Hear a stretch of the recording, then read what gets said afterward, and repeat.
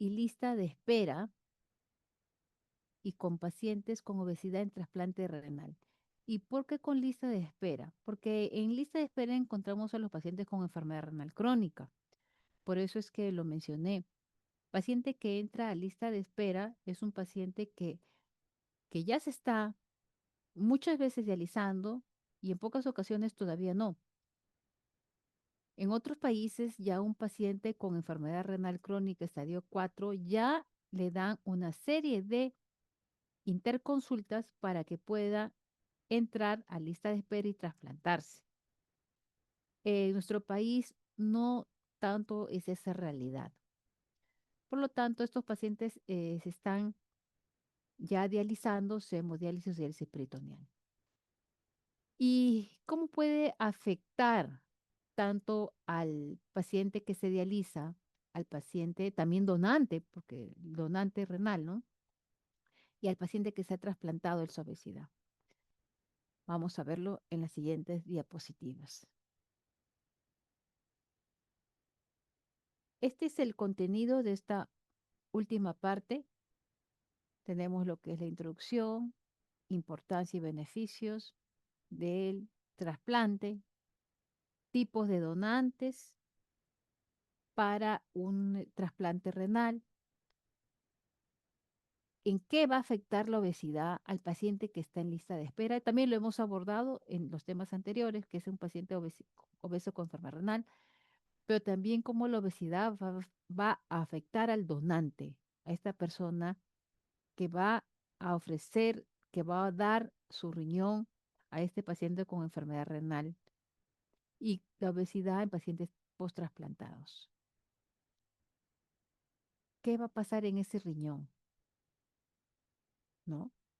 Requerimientos nutricionales, finalmente recomendaciones y conclusiones y lo último, casos clínicos. Si ustedes, colegas, desean participar en buena hora, ¿no?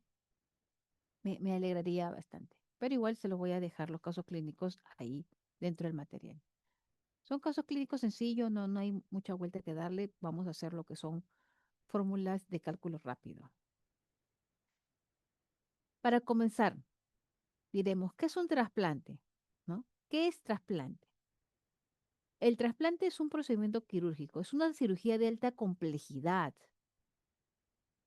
en el que se extrae un órgano, tejido o células de un donante, que puede ser donante vivo o donante cadavérico, es decir, de un fallecido, para implantarlos en un receptor.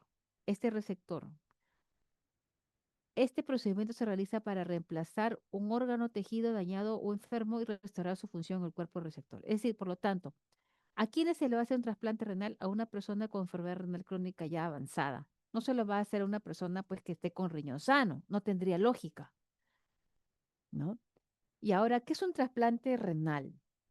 Es actualmente es el mejor tratamiento de terapia de reemplazo renal, que ofrece mejorar la calidad de vida de estos pacientes.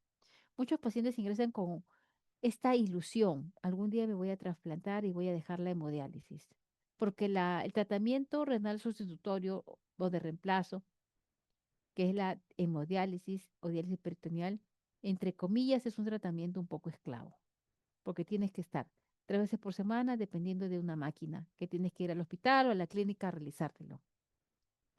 Y el peritoneal, claro, no vas al hospital, pero tienes que hacértelo 3 a 5 veces al día, si es que no cuentas con la máquina. Las máquinas son un poco difíciles de conseguirlas, por lo tanto es un poco esclavo, ¿no? Un riñón trasplantado puede funcionar bien durante muchos años. Lamentablemente no es para toda la vida. Por lo tanto es importante cuidarlo. Y dentro de los cuidados que se tiene que tener está la nutrición. Dentro de los cuidados que se tiene que hacer es prevenir la obesidad. Y si hubiese ya obesidad instalada, bueno, tenemos que tomar las medidas necesarias para poder controlarla, porque si no, esta va a afectar el órgano nuevo, ¿no? Bueno, dependiendo del estado de salud general del receptor y las características del riñón trasplantado.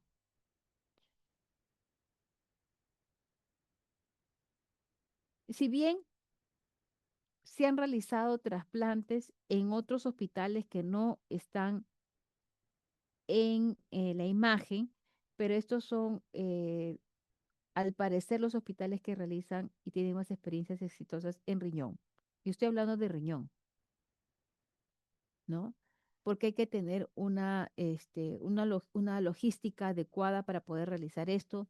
Hay que tener el personal altamente capacitado para poder hacerlo porque es una cirugía de alta complejidad. Pero ¿cómo es la situación actual del trasplante en el Perú?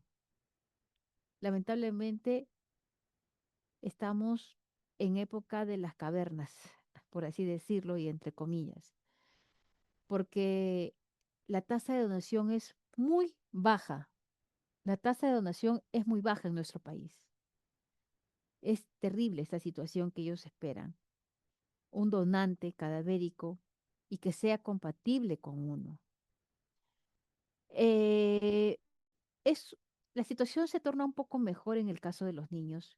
Bueno, quien le dona usualmente es la mamá a estos niños y ellos son los número uno en ser trasplantados por su condición de ser niños. Los adultos son los que más problemas tienen para encontrar a un donante, ¿no? Bueno, dentro de los desafíos que presenta esta donación de órganos tenemos la baja tasa de donación, las barreras religiosas y culturales. Hay religiones en el cual no impiden que se dé este tipo de cirugía, ¿no? Los mitos sobre la donación. Un mito es, ahora que yo doné, ¿me voy a morir? ¿Voy a poder vivir con un solo riñón? Y todos sabemos que tranquilamente una persona puede vivir con un solo riñón. Tener dos riñones es un lujo, es un lujo. Una persona puede vivir con un solo riñón, pero lamentablemente esta información no se difunde. Y también por otro lado sabemos que donar es amar. Donar es amar. Y por lo tanto, si le vamos a donar, es decir, dar este regalo a una persona que tiene enfermedad renal crónica, también tenemos que tener la responsabilidad de cuidarlo. Es decir, claro, yo puedo vivir con un solo riñón, pero no significa que voy a comer demasiado y llegar a la obesidad y después de ahí que me dé resistencia a la insulina y posteriormente la diabetes. Y yo, ese único riñón que yo podría haber vivido tranquilamente con este único, pues me lo puedo perder también yo, lo puedo perder, ¿no? Infraestructura sanitaria adecuada. Como les dije, hay que tener toda una logística para poder realizar ese tipo de intervenciones de alta complejidad. Infraestructuras sanitarias adecuadas, equipos médicos especializados. Usualmente estos médicos que hacen trasplante, los he visto personalmente en distintas capacitaciones a nivel internacional y son capacitaciones al año que se dan con mucha frecuencia. Inclusive en otros países, llámese Estados Unidos, hay muy buenos resultados al haber pocos donantes. Bueno, a comparación de Perú tienen mucho más, ¿no? Pero hay muy pocos donantes de lo que ellos desean que están realizando trasplante porcino, ¿no? Con buenos resultados, ¿no? Crían a estos chanchitos, estos cerditos con fines de ser donantes con resultados exitosos. Hay que tener médicos capacitados en trasplante y bueno, hay una lamentablemente indiferencia de la población, no solamente de la población por falta de conocimiento, sino también de nuestras autoridades, porque también en ellos está difundir todas estas cosas para crear una cultura de donación en la población. En, en este flujograma encontramos lo que es la metodología de evaluación para trasplante renal. Este paciente llega a la institución y hay una remisión del paciente al grupo multidisciplinario. Dentro de ese grupo multidisciplinario tenemos al nefrólogo, al anestesiólogo, al cardiólogo, porque pasa por varias especialidades, pasa por varias especialidades. Nefrólogo, cardiólogo, anestesiólogo, por el dentista, por el nutricionista, por el psicólogo, por el psiquiatra, una serie de evaluaciones. Aparte de haber pasado por el grupo multidisciplinario, hablamos de nefrólogo, enfermera, nutricionista, psicólogo, asistente social, ¿no? Después de ahí se le hace una definición de edad fisiológica del paciente. También se escribe en la historia tanto física como digital lo que es la causa. ¿Qué causó su enfermedad renal crónica de este paciente? ¿Qué fue? ¿La obesidad, la diabetes? ¿Qué fue? Es importante saber por qué. ¿Y por qué motivo es importante saber por qué? Porque, y no dejarlo así, simplemente trasplantarlo, papá, no. Porque muchas veces se da, y eso está publicado, que cuando hay lupus, algunos tipos de lupus y síndrome nefrótico, este paciente va a tener mayor riesgo de proteinuria ya trasplantado y va a tener un tiempo de vida de este órgano, un tiempo de vida corto respecto a los que no tenían estas dos condiciones. Hay que hacer, como le dije, una valoración cardiovascular, nutricional, psicológica, de varias especialidades y todas le tienen que dar el visto bueno, la luz verde. Hay que ver qué medicamentos toma el paciente. Claro, hay muchos pacientes que toman medicamentos similares, pero debido a sus otras patologías toman otros en especial. Hábitos tóxicos que tiene el paciente. Había el caso de un paciente que es muy bien conocido, es un político, una persona de alto poder adquisitivo, pero que fumaba, ¿no? Tenía como, eso era una adicción muy marcada en este paciente. Por lo tanto, el nefrólogo decidió, hizo un informe en el cual dijo que al menos él no lo podía trasplantar. Al menos él no lo podía trasplantar, porque sabía, claro, te trasplanto y si tú fumas unos 20 cigarrillos al día, ese riñón que te voy a trasplantar, que se lo iba a donar su hija, que es sana, completamente sana, pues le iba a echar al diablo en poco tiempo, porque fumaba y tomaba. Y bueno, enfermedades infecciosas que también padece el paciente, ¿no? Una vez de eso, se tiene que ver si el paciente está apto o no está apto. Si el paciente no está apto, hay que solucionar ese problema. Bueno, tú sabes qué cosa, Arturo, tú fumas y tienes que dejar cigarrillos si te quieres trasplantar y quieres salir de la diálisis, ¿no? Si dice, no, doctor, yo la verdad que no puedo dejar mi cigarro, ¿no? Si no se soluciona el problema, acá como figura en pantalla, en el flujograma, es inaceptable para trasplante renal. Le ponen ahí no apto. Pero si se soluciona el problema, lo consideran apto y sigue, sigue el proceso, sigue el proceso. Pero si el paciente le dan, después de esta evaluación, la indicación de apto, pasa a una evaluación de riesgo quirúrgico. Si está apto, entra a lo que es un consentimiento informado, firma el consentimiento informado. Pero si no está apto, hay que nuevamente solucionar problemas y si no se soluciona el problema, pasa como no apto o inaceptable para trasplante. Pero si se soluciona el problema nuevamente, pasa a lo que es apto y consentimiento informado. Una vez que se firma el consentimiento informado, recién aquí, ya en esta última parte, donde dice aceptable para trasplante renal, recién el paciente ingresa a lista de espera. El proceso es inmediato, es decir, el paciente que se está dializando dice, quiero trasplantarme y le dan y le hacen todos los exámenes en un día, mentira. El paciente que decide trasplantarse va donde el médico, nefrólogo de trasplante, que en mi caso de mi institución es el médico de procura, departamento de procura de órganos, y él le manda una serie de interconsultas para que vaya donde el cardiólogo, psiquiatra, odontólogo, etcétera.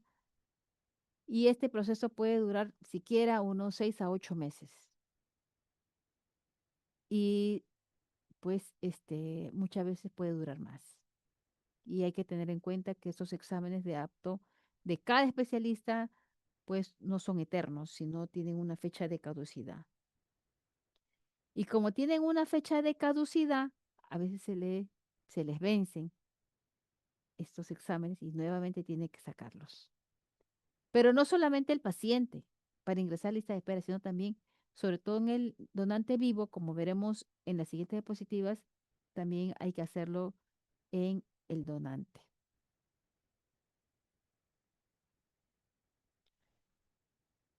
¿Cuál es la importancia del trasplante del riñón? Bueno, número uno, mejora la calidad de vida del paciente. Ya no es un paciente que tiene que estar 3 veces por semana dializándose o soportando los hincones, porque usted sabe que se puede hacer la hemodiálisis por fístula, una FAP, fístula arterial venosa, o por un CVC, catéter venoso central, ¿no? Puede ser femoral, puede ser una transhepática, traslumbar, ¿no? Que requieren ya más, es algo ya muy especializado en el cual el paciente corre riesgo, ¿no? Bueno, ya el paciente se olvida de todo esto de acá, mejora su calidad de vida. Que como les mencioné, en los diversos estudios, los pacientes que están en diálisis o con enfermedad renal crónica avanzada, de acuerdo a los resultados de estos estudios, perciben una menor o poca calidad de vida. El trasplante no solo puede ayudar a recuperar la independencia, sino también a reducir el tiempo de médico y mejorar la calidad de vida. Dos, tenemos mayor esperanza de vida. ¿Por qué? Porque mientras que el paciente se dializa, tiene un riesgo muy aumentado de tener un desenlace final cardiológico, por así decirlo, por no decir un paro, ¿no? Bueno, los pacientes trasplantados generalmente viven más que los pacientes que están en diálisis. Eso sí que quede claro. Viven más. Hay excepciones a la regla, como en todos los casos, hay excepciones, ¿no? Las investigaciones muestran que un trasplante de riñón, especialmente donante vivo, puede prolongar la esperanza de vida de las personas con insuficiencia renal. Y tercer punto de importancia es que mejora el pronóstico a largo plazo. Un trasplante de riñón ofrece una opción de tratamiento más prolongada que la diálisis y reduce el riesgo de complicaciones asociadas a la insuficiencia renal crónica, como enfermedades cardiovasculares y problemas óseos. Ahí tenemos a la osteodistrofia renal, ¿no? Y en el caso de los niños también a lo que es el enanismo renal, que no le dejan desarrollarse ni crecer adecuadamente. Y hemos hablado de la importancia, ahora vamos a hablar de los beneficios. Dentro de los beneficios tenemos, uno, capacidad para volver a gozar de una salud casi normal. Ya no se tiene que ir al hospital 3 veces por semana, ni ha dejado de orinar, porque muchas veces el paciente que ya está en diálisis deja de orinar, no orina ni una gota, es un caño cerrado. Eso también afecta psicológicamente al paciente.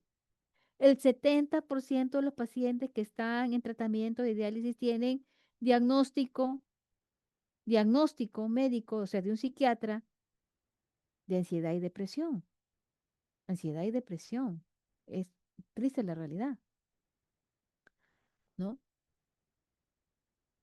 Eh, ya no se tienen que dializar en un paciente trasplantado, por lo tanto, se siente mejor porque ya no tiene que dializar los alimentos, o sea, hacerle las técnicas gastronómicas, ya orina porque vuelven a orinar, ¿no? Ya no tiene que ir al hospital constantemente, sean Navidad, Año Nuevo, llueve, haya un terremoto, tsunami, lo que sea, el paciente tiene que ir a dializarse porque de eso depende su vida. Acuérdense que la diálisis no lo cura, solamente reemplaza al riñón por 3 horas al menos. Segundo beneficio, mayores posibilidades de vivir más tiempo que con tratamiento de diálisis, claro, porque en el tratamiento de diálisis por una hipercalemia más hiperfosfatemia, adiós paciente, si es que no se lo trata a tiempo. ¿No? Y tercer beneficio, no son los únicos, son los más representativos, que quede claro. Mejor adaptación del cuerpo, sobre todo si el donante es una persona viva. No es una regla universal. Muchas veces se ha visto el caso de donantes cadavéricos en el cual, como le decía yo a un paciente, quien te donó fue un ángel, porque era un donante cadavérico de 28 años. 28 años, no es común. Bueno, y él me dijo, bueno, sí, puede ser, porque quien me donó era un riñón de un niño pequeño. Y ese me donaron y tengo ahorita 28 años. Y cuando fue al hospital, ni siquiera fue porque no le funcionaba el riñón, y, no, era simplemente fue por otro motivo, fue por una infección urinaria. Es decir, todavía tenía el riñón para rato, para rato. Ahora vamos a hablar de los tipos de donante. Tenemos el donante vivo, de siglas usualmente empleado por los médicos TRDV, TDRDV, perdón, y tenemos donante cadavérico o de paciente fallecido, de siglas TRDC. El paciente de donante vivo puede ser vivo relacionado o no relacionado. Bueno, ahorita les voy a explicar eso. Tenemos el donante vivo, que es un familiar directo. Llámese papá, mamá, hermanos, tío, abuelita. Ese es el vivo relacionado. Y el no relacionado es, por ejemplo, la esposa, ¿no? O sea, familia directa, directa de tu sangre, no es. Tu sangre no es, pero es tu esposa, claro, es, ¿no? Vivo, pero no es tu sangre directa, ¿no? Puede donar, sí. Eh, Hace décadas había lamentablemente como una mafia, ¿no? Después se decidió que solamente el donante vivo tiene que ser familia o al menos vivo relacionado, tu esposa, tu esposo, qué sé yo, ¿no? Había una mafia porque, o sea, una mafia muy marcada en el cual vendían los órganos, ¿no? Unos precios muy altos. Y en otros países también tenemos lo que es pues, el mercado negro, pues, ¿no? En el cual vendían sus órganos al mejor postor, ¿no? Después se crearon ciertas normas, ciertas reglas para evitar ese tráfico de órganos. Si alguno de los colegas quisiera compartir su experiencia, hacer una consulta, por favor, háganlo con total libertad. Ya esta es mi última ponencia y he tenido la suerte de estar varios años trabajando en todo lo que es pacientes con enfermedad renal, ¿no? Bueno, vamos al trasplante renal donante vivo. Solo estará justificado y será aceptado tras llevar a cabo un riguroso estudio de riesgo-beneficio para el donante y receptor. Claro, pues puede ser de repente tu papá, pero de repente no es compatible al 100% contigo, ¿no? Y bueno, acá también dentro de las experiencias prácticas se ha visto cosas, pues, como quien dicen, ni en Andrea Llosa se han visto, pues, ¿no? Por ejemplo, le hacen estudios genéticos también y bueno, se dio la sorpresa de que lamentablemente no era el papá del hijo, ¿no? No era del paciente, no era el papá. Y bueno, ahí el especialista tuvo que hablar, tuvo que decir la realidad y decir que, bueno, señor, tengo malas noticias. ¿Cuál es, doctor? Bueno, usted no es, lamentablemente no va a poder ser donante. ¿Por qué, doctor? Si yo quiero donarle a mi hijo, su hijo ya tenía 15 y 16 años. Lamentablemente, señor, usted no puede donarle. ¿Pero por qué motivo yo quiero donarle? Señor, es que usted no es el padre. Bueno, y ahí lamentablemente se enteró que no era el papá, ¿no? De acuerdo a los diversos estudios genéticos, usted no es el papá. Hay ciertas cosas que, como quien dice, ni en la tele se ven. Bueno, tenemos que todos los agentes implicados deben recibir previamente y con todo detalle información de interés acerca del estudio, del tipo de estudios que van a acreditar la viabilidad del trasplante renal donante vivo y la seguridad de la donación. Claro, el donante, hay que decirle, mira, tú vas a donar, tranquilamente se puede vivir con un riñón, pero tienes que cuidarte. No es que come de todo, haz de todo, vive una vida que siempre has llevado o quieres llevar. No, hay que decirle que donar es amar. Y también nos lleva la responsabilidad de cuidar nuestra salud. No va a pues ganar peso y convertirse en un beso, porque eso va a afectar, como vamos a ver en las siguientes diapositivas. Asimismo, existe unanimidad en la mejor supervivencia de injertos y pacientes en trasplante renal cuando el riñón procede de un donante vivo respecto a un donante fallecido. O sea, es, entre comillas, mejor un donante vivo.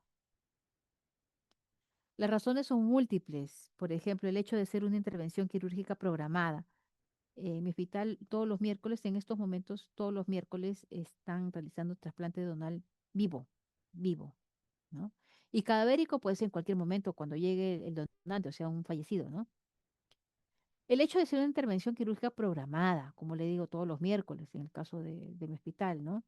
La óptima calidad del riñón trasplantado y la menor edad de los receptores es importante, ¿no? Es que hay una edad para donar. No es que una persona de 80 o 90 años puede ser receptor, no, ni tampoco donante. Y de hay una edad para donar y hay una edad para recibir. Y por otro lado tenemos los donantes cadavéricos de siglas TRDC. Eh, ¿Cómo es el flujograma? El flujograma es el que figura ahí, ¿no? Bueno, hay una detección de un donante potencial, estamos hablando de un fallecido, y todos estos pasos que a continuación tienen que se dan en la brevedad del tiempo. No es que falleció hace un mes y va a seguir siendo donante cadavérico, no, ni hablar. Bueno, vamos a ver ese flujograma. Tenemos pues la detección de donante potencial, ¿no? Una valoración del donante, confirmación de muerte cerebral. El médico tiene que confirmar que hay muerte cerebral en este paciente. Manejo del donante, confirmación legal de muerte cerebral. Es decir, se tiene que testimoniar que el paciente tiene muerte cerebral. De ahí se conversa con la familia, porque esa familia que dice, no, no, no, pero señor, en su DNI decía que quiere donar. No, no, no, se niegan. ¿Qué se puede hacer? No se puede ir en contra de la voluntad de la familia, pese a que el paciente ha dicho que sí, voy a donar mis órganos. Bueno, si se tiene el consentimiento familiar, pasa a una autorización legal ya. Ya, usted va a darnos el consentimiento para que su hijo, hija, esposo que ha tenido ya una muerte confirmada cerebral, va a donar. Sí, perfecto. ¿Dónde firmo? Lo firma. Después de ahí se hace lo que es la extracción del órgano y después de ahí el trasplante, ¿no? O almacenamiento, porque muchas veces los riñones de un donante cadavérico llegan en helicóptero al avión, al helipuerto, que es donde está la pileta, ¿no? Del hospital. Inmediatamente, pues, ven en la lista de espera quién es el receptor más adecuado para este órgano. Los llaman, ¿no? Buenos días, buenas tardes, buenas noches. Habla el doctor tanto del hospital, paciente María Pérez. Sí, sí, doctor, sí. ¿Cómo se encuentra hoy día? Bueno, doctor, me encuentro bien, ¿no? Justo nos hemos venido con mi esposo, estamos ahorita en Tacna, en unas vacaciones. Ah, ya, de vacaciones en Tacna, ya. Ya, señora, eso sería todo. Gracias. Perdió la oportunidad de su vida, ¿no? Por más que se haya ido 2 días, porque tampoco se fue tantos días, ¿no? No, y perdió la oportunidad de su vida. Llama al siguiente de la lista de espera, que es compatible. Buenos días, Juana Martínez. Sí, habla el doctor Capital Rebaglietti. Mire, ¿cómo se encuentra? Muy bien, doctor. ¿Dónde se encuentra? Me encuentro acá en Lima, en mi casa. Perfecto. Tiene exactamente menos de 1 hora para llegar acá al hospital. Hay un donante cadavérico. Uy, todos los pacientes ya tienen avisado que tienen que tener una maleta lista en su ropero, lista, lista, lista, porque en cualquier momento puede llegar esta llamada a su celular, a su teléfono fijo. El paciente coge sus cosas, se va con su esposa o con su hijo, llega, lo preparan y le trasplantan. A las 4 horas, paciente nuevo, ¿no? Ustedes vieran la cara de felicidad que tienen estos pacientes al recibir un órgano, al saber que van a salir de la diálisis. Es una felicidad, una alegría inexplicable. Es el momento más esperado por ellos, ¿no? ¿Cuál es la media de duración? La media de duración de un órgano trasplantado. Esa es la media. Todo en la vida es como la campana de Gauss, ¿no? Así como nos enseñaron en el pregrado, en estadística, en epidemiología.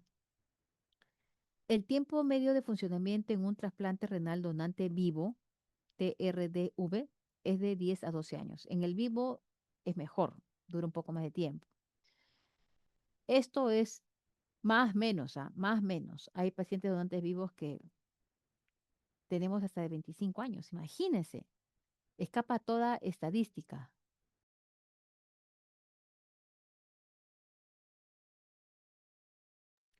Y el trasplante renal donante cadavérico, con un tiempo medio de funcionamiento de 8 a 10 años.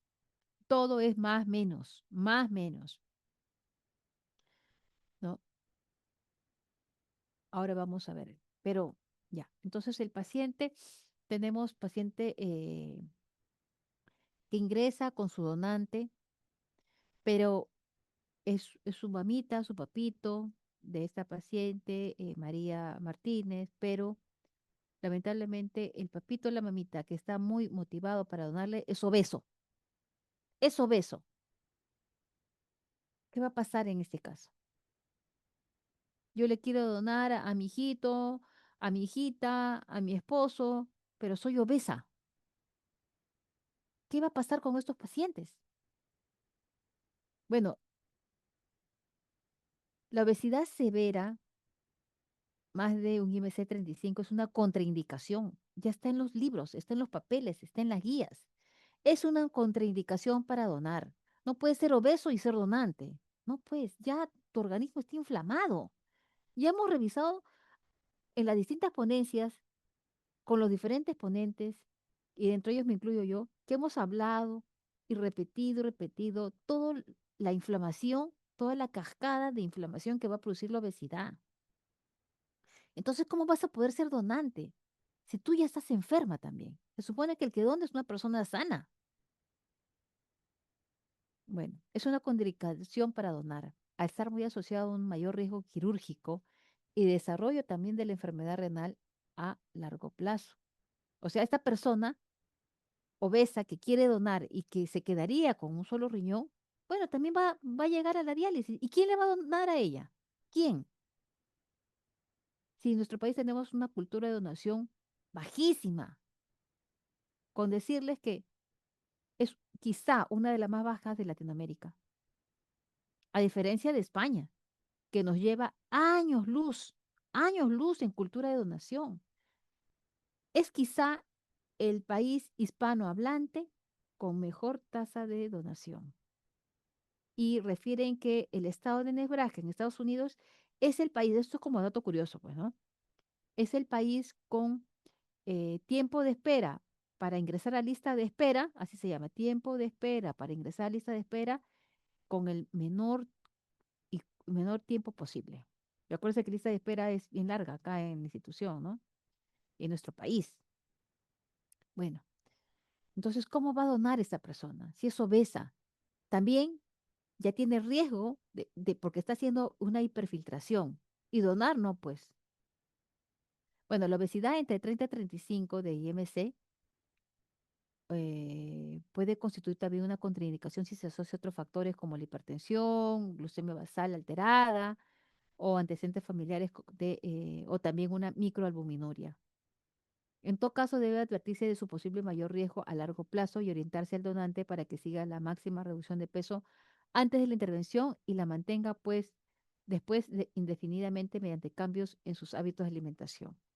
En la práctica, ¿cómo se hace? En la práctica, lo que se hace es, lo derivan a nutrición, a este donante obeso para que baje de peso, sobre todo en IMC menos de 35. Más de 35, ya pues también le hacen interconsulta con cirugía bariátrica, pues, ¿no?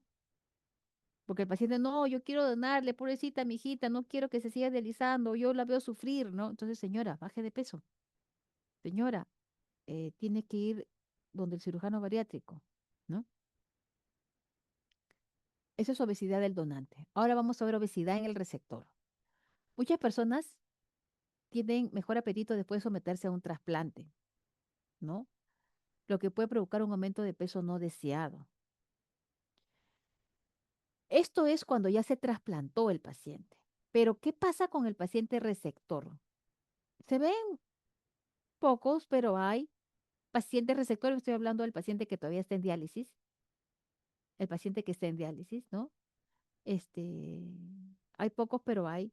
Entonces lo que se tiene que hacer es mejorar el peso, ¿no? Sobre todo el perímetro abdominal, porque esto guarda relación con la grasa visceral. Entonces no queremos que el nuevo órgano pues no se implante adecuadamente, ¿no? A ver, perdón. Y tenemos también lo que es la obesidad ya en el paciente trasplantado. Entonces, el paciente cuando estuvo en diálisis, mientras que estuvo en diálisis, estuvo muy adelgazado. ¿Se acuerdan? No sé si se recuerdan de lo que les hablé de una paciente que antes del trasplante pesaba 35 o 36 kilos. Estaba sumamente desnutrida, pero que insistía, inclusive hasta lloraba la pobre porque quería trasplantarse. Su mamá le donó, ya, le donó su mamá que era joven. Joven entre comillas, pues, ¿no? Era una señora ya de base 4, más o menos, y su hija de menos de 20 años, pues, ¿no? Y le donó.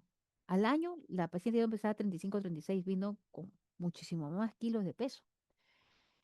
Y es justo lo que dice acá. Muchas personas tienen mejor apetito después de someterse a un trasplante, lo que puede provocar un aumento de peso no deseado.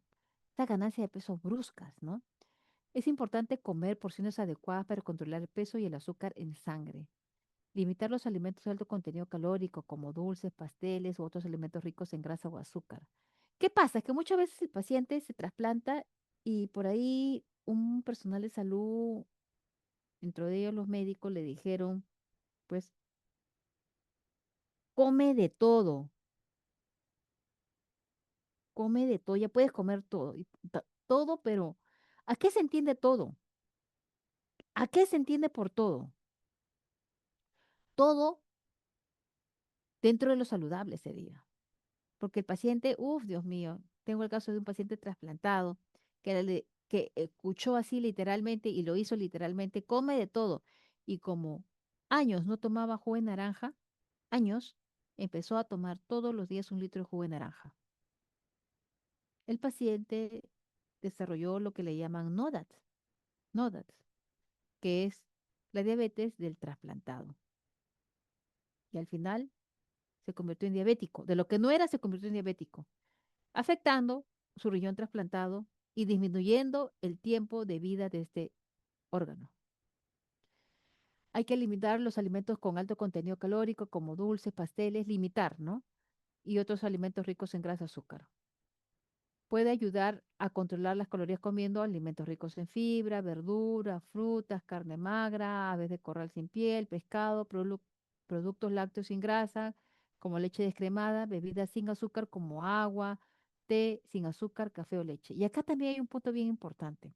El paciente que se dializaba se le restringía los líquidos porque ya no orinaba nada. Entonces solamente se le daba 600 mililitros de agua u 800 mililitros de agua. Y como fueron 15 años que se dializaba, se acostumbró a tomar poco líquido.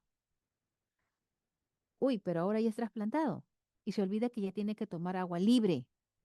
Ya tiene 1 año de trasplante y él sigue tomando una dieta prácticamente seca, dañando también así su riñón y olvidándose que pues ya no es paciente que se dializa, es un paciente que es trasplantado y que el agua también, hidratarse adecuadamente forma parte de una dieta para controlar el peso corporal. Bueno, controlar el peso reducirá la probabilidad de tener problemas como enfermedad cardíaca, diabetes, presión arterial alta. Si se produce un aumento del peso no deseado, tendrá que hacer más ejercicios y seguir una dieta hipocalórica. Y hablando de los ejercicios, cuando un paciente trasplantado, todo lo que es el día de hoy es trasplante renal, ¿ah? Cuando un paciente trasplantado renal puede hacer ejercicios.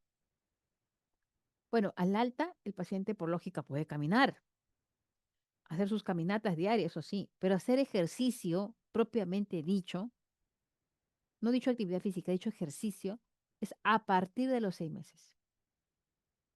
A partir de los 6 meses ya se le puede decir que haga otro tipo ya de ejercicios, qué sé yo, planchas, sentadillas, otras cositas más. Todo depende también del caso, ¿no? Todo depende del caso. Y una dieta hipocalórica, como vamos a ver más adelante.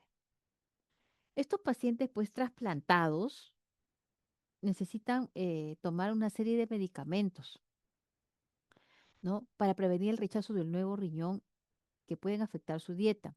Algunos medicamentos incluyen corticosteroides como la prednisona, cicloporinas, tracolimus, azatioprina, micofenolato, sirolimus. eh, y estos medicamentos pueden cambiar el modo en que funciona el cuerpo de diferentes maneras. Algunos medicamentos antirrechazos pueden aumentar el apetito. Por eso que al inicio, cuando recién se trasplanta el primer, segundo día, voy a ir a presentar un flujograma. Este, el primer día no comen, al segundo día es dieta líquida, ¿no? Y bueno, ¿qué operado también, recién operado tiene hambre? Es difícil, pero conforme van pasando los días, al inicio, no sé, uno quiere hasta enamorarlos con tal que te coman algo y después de ahí, horror, ya se mueren de hambre, quieren comerse, entre comillas, hasta las uñas, pues por todo el efecto también de estos medicamentos, ¿no? Que les mejora el apetito. Las grasas en sangre y los niveles de azúcar en sangre, el potasio y la presión arterial. Algunos también pueden reducir el magnesio y otros minerales. Sí, lo que se observa también es que después del trasplante, muchos pacientes experimentan lo que es hipomagnesemia, hipocalcemia, hiperfosfatemia. Entonces, es importante incluir en la dieta de esos trasplantados lo que son alimentos ricos en lo mencionado, ¿no? En estos minerales. Su equipo médico le vigilará para asegurarse que reciba los nutrientes que necesita, ¿no?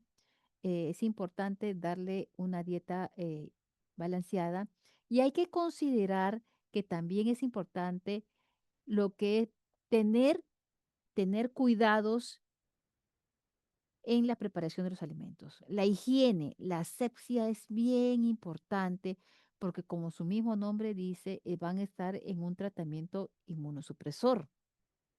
Entonces a ellos, indicación número uno al alta es evitar comer en la calle, por no decir no comas en la calle. Comida casera, comida casera.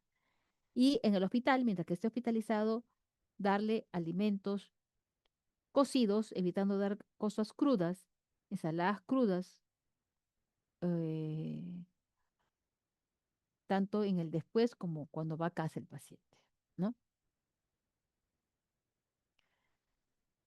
¿Qué hay de la interacción de inmunosupresores con alimentos? Bueno, los inmunosupresores son medicamentos que se emplean para reducir la actividad del sistema inmunológico, ¿no? Comúnmente prescritos en pacientes que han recibido algún tipo de trasplante. Su efectividad puede verse alterada por diversos factores como la ingesta de alimentos.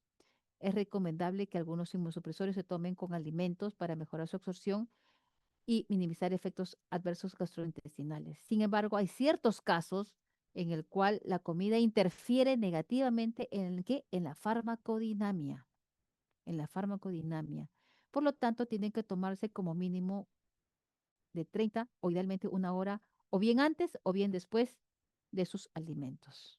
¿Ya? Porque qué? Alteran la farmacodinamia. Muchos pacientes tienen muchos mitos respecto a qué frutas o alimentos evitar cuando se toma medicamentos para el trasplante. Licenciada, he escuchado de esto, del otro.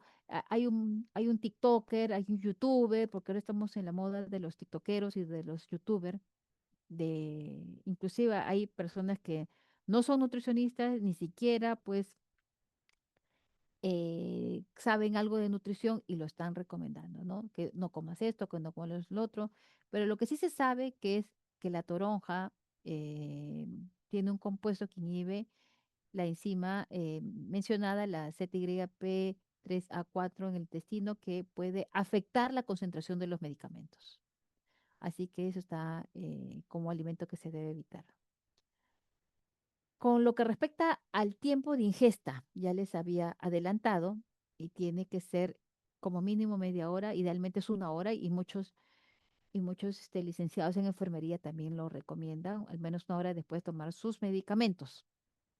Esto se debe a que la ingesta inmediata de alimento puede interferir con la absorción, altera la farmacodinamia. La recomendación general es tomar los medicamentos con el estómago vacío, o sea, ¿cómo hacemos en la práctica? A los pacientes que están en el área de trasplante les damos de tomar sus alimentos mucho después de los que están en hospitalización, en una hospitalización que no sea trasplante, ¿no?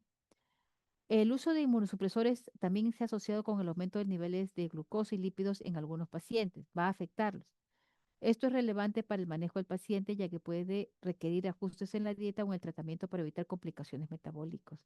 Y acá está el NODA, justo lo que le hablé del paciente, del caso del paciente. El paciente entendió muy literal y realizó muy literal la indicación de un médico que él conocía, que le dijo, ya eres trasplantado, come de todo.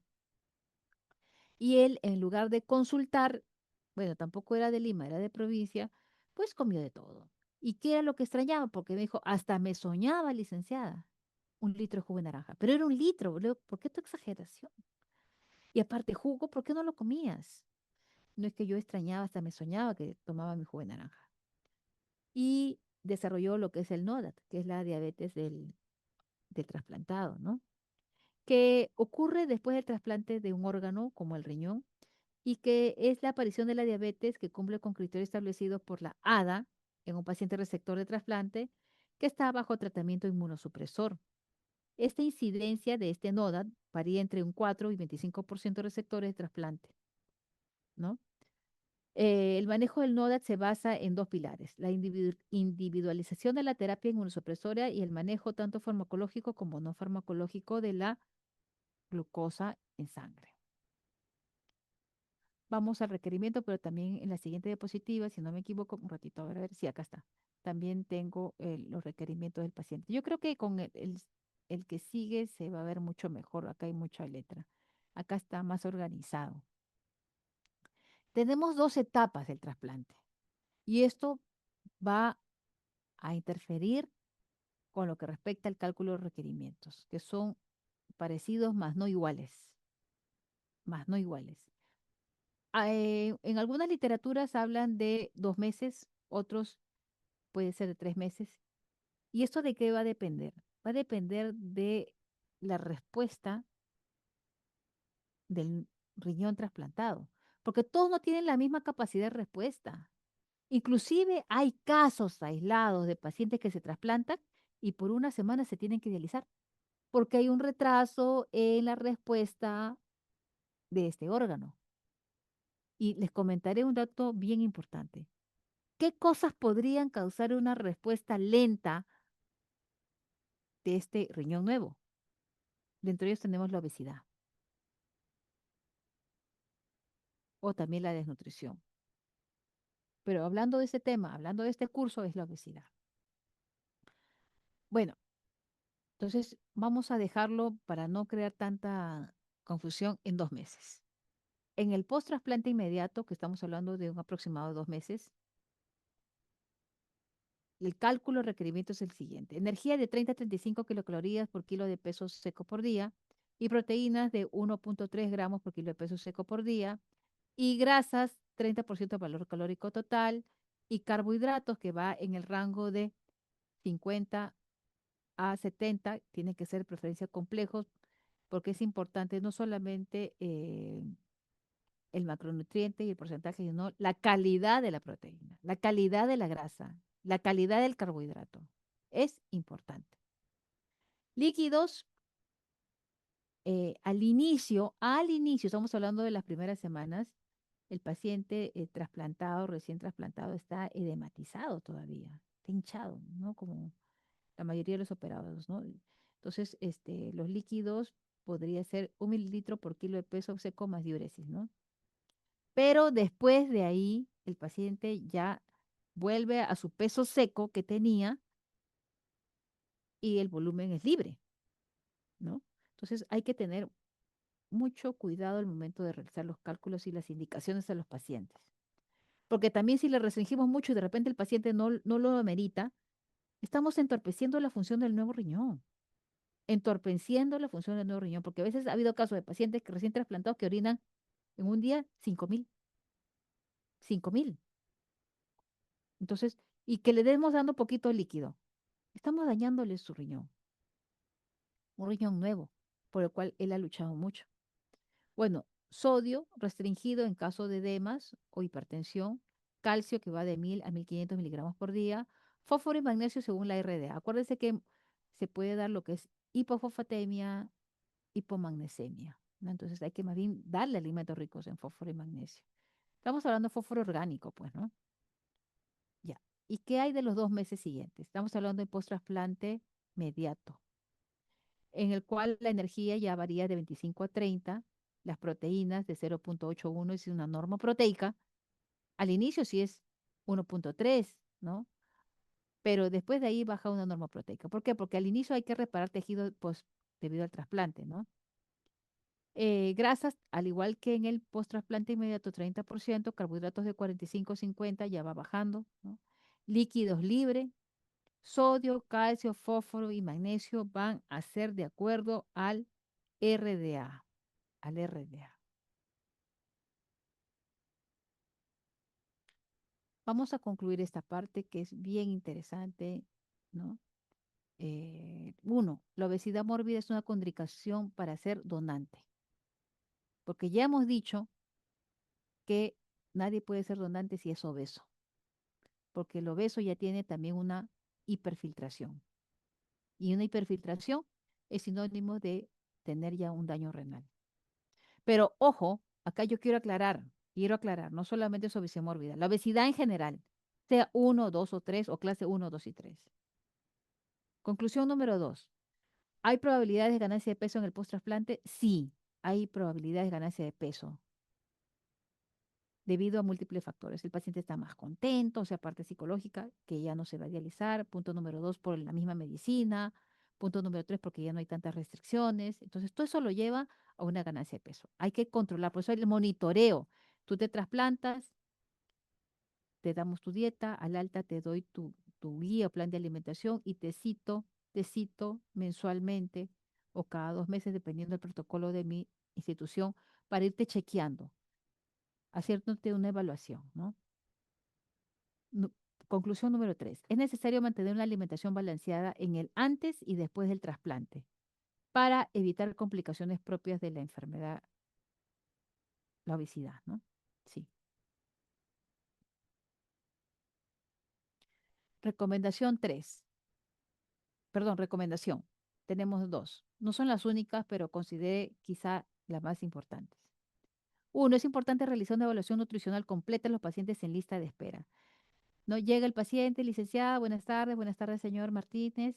Vengo del médico de procura, es decir, el nefrólogo que lo han mandado para trasplantarse. Se le hace una evaluación en la medida de lo posible completa. Se llenan los formatos, se le hace su screening, se le hace su valoración antropométrica, bioquímica, clínica, dietética y funcional, ¿no? Ya tenemos un programa en el cual simplemente es para poner algunos datos y otros datos ya lo jala del sistema, ¿no? Y después de ahí se le considera como apto. Pero si se ve que es un paciente desnutrido, pero quiere entrar a lista de espera, bueno, se le indica, además de su dieta, una suplementación, ¿no? Y dos, realizar un monitoreo posterior al trasplante cada 3 meses, ideal cada mes, ¿no? Ideal cada mes. Depende del volumen también de pacientes, de la disponibilidad del consultorio de salud renal, etcétera. Eh, sí, licenciado, qué bien, hay que ver si hay alguna pregunta, si no pasamos al otro.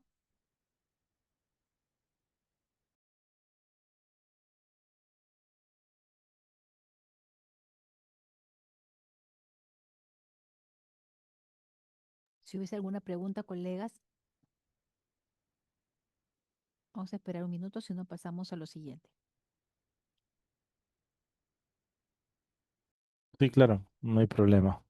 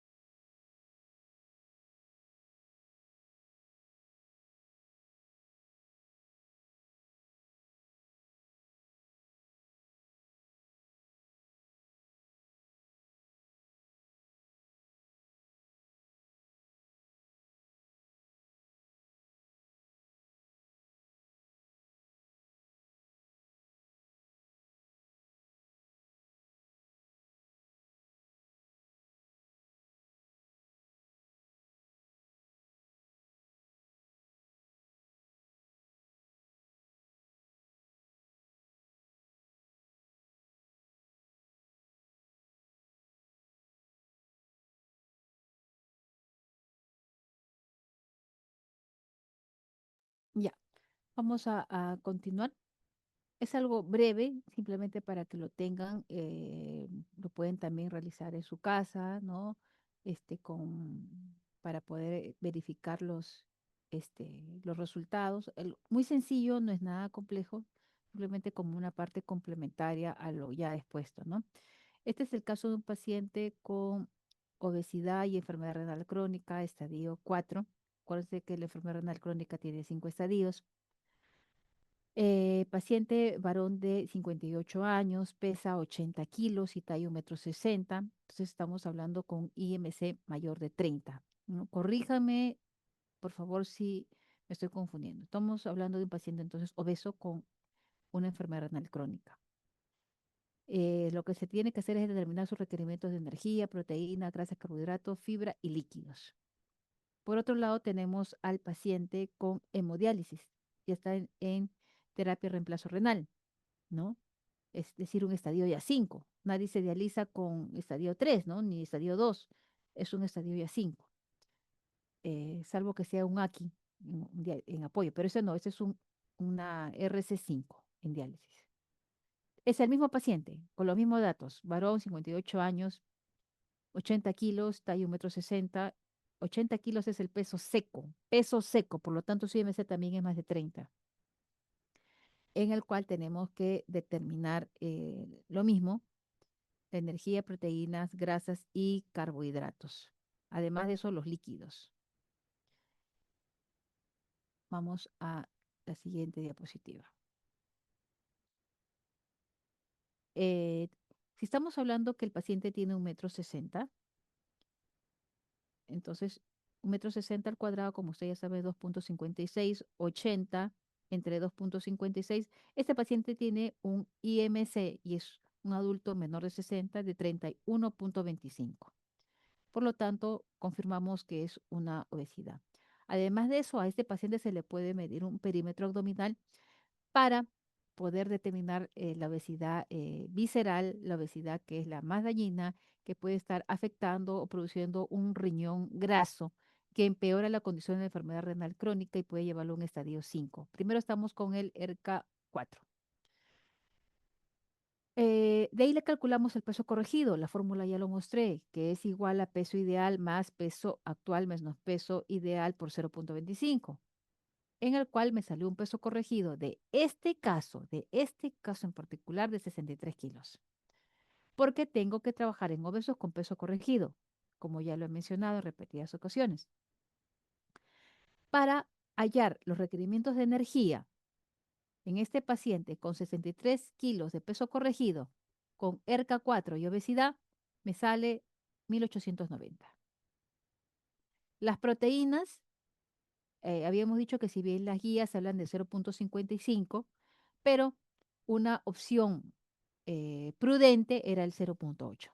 63 por 0,8 me sale 50,4 gramos de proteínas totales y al menos el 50% debe ser de alto valor biológico. Yo consideré más de 50, por lo tanto, el alto valor biológico me sale 30 gramos. Esto del valor calórico total, hablando en porcentajes, me sale 11%. Grasas, que es el siguiente macronutriente, me sale 30%, y en calorías 567. Con lo que respecta a carbohidratos, es lo restante y me sale para este caso 59%, y, y esto me da un valor de 1.115 kilocalorías. Respecto a los líquidos, este paciente está con enfermedad renal estadio 4, y por lo tanto, en los líquidos el rango, de acuerdo a la fórmula, va de 30 a 40. Puedo utilizar tranquilamente el 30, el 35 o el 40, ¿no? O los puntos intermedios. ¿Pero por qué escogí 30? Bueno, para este caso yo estoy asumiendo que ya hay una pequeña retención en los tobillos, porque si no, puedo utilizar tranquilamente el 35, ¿ah? Ojo. Por lo tanto, 30 por 63 me sale 1890. Fibra, de acuerdo a las recomendaciones, va de 25 a 30 gramos por día. La dieta sugerida, de acuerdo a todo lo que hemos visto, al menos de mi parte expuesta, la gold estándar es la dieta mediterránea para paciente renal. Todo el material se los va a brindar ASIS a cada uno de ustedes a través de su plataforma para que puedan eh, adaptar estos requerimientos a la dieta mediterránea para paciente renal. Considerando pues la bioquímica, ¿no? Este es un caso clínico realizado de manera práctica. Tenemos nuevamente el paciente, pero con ya con diálisis, estadio 5 con diálisis, ¿no? Los mismos datos, 58 años, peso seco, peso seco. En el caso de pacientes que están en hemodiálisis, el peso seco es el peso con que sale de la diálisis, porque el paciente llegó a la diálisis con 85 kilos, perdón, con 83 kilos. Se dializa y llega a 80. ¿Por qué? Es que esos 2 kilos de más era de sobrecarga hídrica, lo que acumuló entre diálisis y diálisis, porque se dializan 3 veces por semana de manera interdiaria, lunes, miércoles y viernes o martes, jueves y sábado. Por lo tanto, yo tengo que trabajar con el peso seco. Talla 1,60 m y el volumen de orina es en 24 horas 600. Solamente orina 600 en un día, imagínense. Bueno, es que ya está en diálisis, ¿no? Hay que determinar lo mismo, la energía, proteína, grasas, carbohidratos, fibra y líquidos. ¿Con qué peso trabajo? ¿Con el ideal? No, trabajo con el corregido. Si no hubiera sido obeso, sería con el ideal de acuerdo a complexión. Pero este es obeso, obeso. Trabajo con el corregido, que es 63. 63 por 30, 1890. Pero por ahí de repente dice, Katia, tantas calorías, pero si es obeso, yo quiero bajarle. Es que cada vez que se desliza también pierde calorías. Y si yo no le doy la suficiente cantidad de calorías, no va a poder aprovechar esas proteínas. Además, en la hemodiálisis también hemos dicho que este pesito además tiene un efecto, entre comillas, protector, pero hay que cuidar mucho lo que es el perímetro abdominal. Proteínas, ya está en diálisis, entonces no va a ser hipoproteica, no va a ser a 0,8. Yo le estoy considerando que mínimo es 1,2 o 1,3 gramos por kilo de peso corregido por día. Me salió 76. 76 y de alto valor biológico, al menos es el 50% de alto valor biológico. Al menos puede ser 50, 60 o 70, ¿no? Por ciento. Y estos 76 gramos convertido a porcentaje del valor calórico total me da 16%. Grasas, 30%, que me da 567 kilocalorías, y carbohidratos es el restante, que da 1020 calorías aproximadamente. Entonces acá yo tengo mi cálculo de energía, proteína, grasa, carbohidrato. Ahora me dicen que haga el cálculo de líquidos. Si orina 600 nada más, la fórmula es de 500, 800 más volumen de orina en 24 horas. Yo escogí 500 porque este paciente, como les había dicho, ya estaba edematizado y tiende a retener mucho líquido. Porque si no, podría haber utilizado 600 o máximo 800. Pero yo en este caso escogí 500.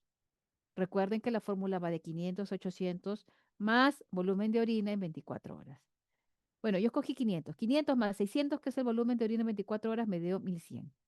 Hay que considerar que estos 1100 no es beberse agua pura, sino esto también está incluido en los alimentos, por más secos que estén, contienen agua. La avena tiene agua. Para sancochar, para cocinar el arroz, he empleado agua, una taza de arroz, una taza de agua. Para cocinar la papa, utilicé agua. Para sancochar el huevo, utilicé agua. Esa agua también tiene que ser considerada. Muy aparte que los alimentos, por más secos que estén, contienen agua. Eso lo vemos en la tabla de composición de alimentos, ¿sí o no? Y fibra, lo mismo, de 25 a 30 gramos de fibra por día.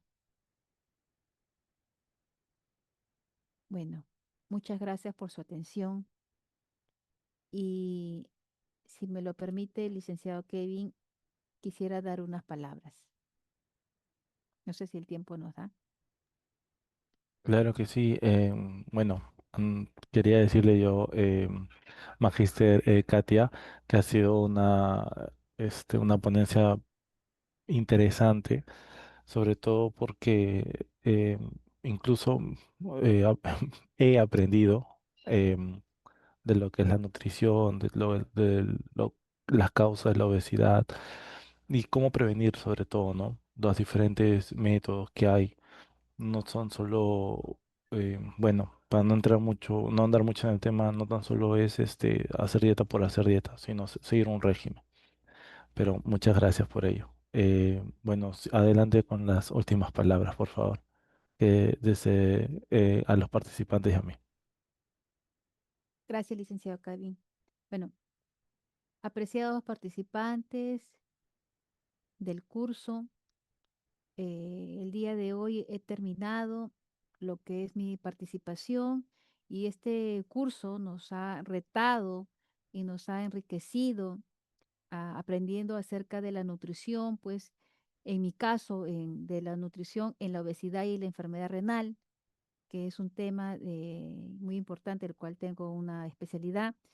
Entendimos todos nosotros, incluido también el licenciado Kevin, lo que es la importancia de un enfoque multidisciplinario, el impacto de una alimentación adecuada basándose en las distintas estrategias, con las distintas dietas que se suelen dar y hay múltiples estudios eh, acerca de lo que es una adecuada alimentación y cómo va a impactar en la calidad de vida de nuestros pacientes. El compromiso ahora es aplicar lo aprendido o aplicar lo que se ha reforzado en este curso y ayudar pues como líderes en nutrición a transformar las vidas de estos pacientes. Gracias a cada uno de ustedes, gracias por participar en este curso y colegas, espero que haya sido de su agrado. Todo el material ha sido entregado a Asís.